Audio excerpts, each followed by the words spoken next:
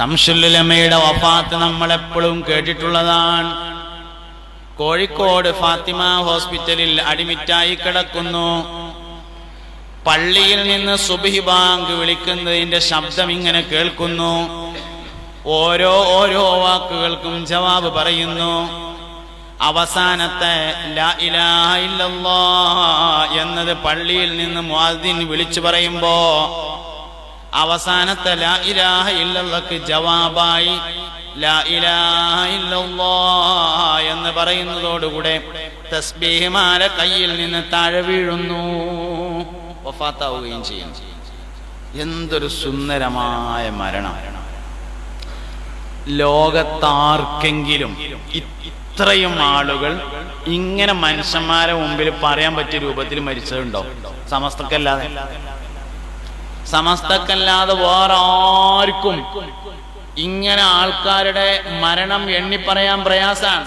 ബഹുമാനപ്പെട്ട സമസ്തയുടെ പ്രസിഡന്റ് ശൈഖുനാ കോയക്കുട്ടി ഉസ്താദ്, അള്ളാഹു അവരുടെ ദർജ ഉയർത്തട്ടെ, ജീവിതകാലം മുഴുവനും ചാപ്പനങ്ങാടി വാപ്പോലൊരു ദിക്ർ ഹൽക്ക പ്രചരിപ്പിക്കാൻ വേണ്ടി നടന്നു.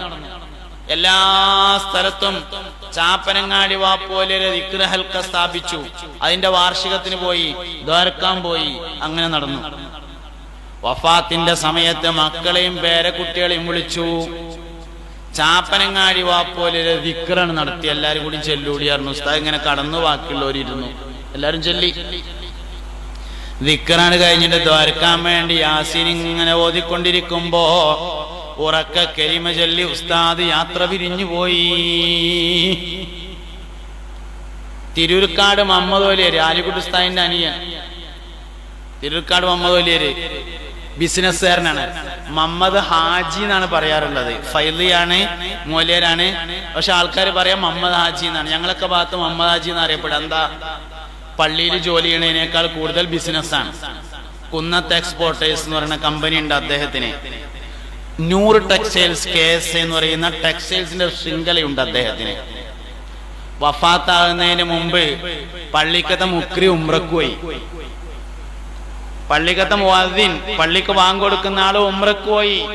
ഞാൻ ബാങ്ക് കൊടുത്തോളാന്ന് പറഞ്ഞു. അങ്ങനെ പള്ളിയിൽ മുഅദ്ദിന് ലീവ് എടുത്തിട്ട് പള്ളിയിൽ ബാങ്ക് കൊടുത്തോണ്ടിരിക്കുന്നു. ഏതായാലും പള്ളിയിൽ തന്നെ അല്ലേ കുറച്ചു ദിവസം, എന്നാ ഒരു ഹത്തും തീർക്കാന്ന് തീരുമാനിച്ചു. അതും ചെയ്തുകൊണ്ടിരിക്കുന്നു. അതിന്റെ ഇടയിലാണ് വഫാത്തായി പോയി. ബിസിനസ്സുകാരന് എന്തുകൊണ്ട് ഈ അവസരം ഉണ്ടായി?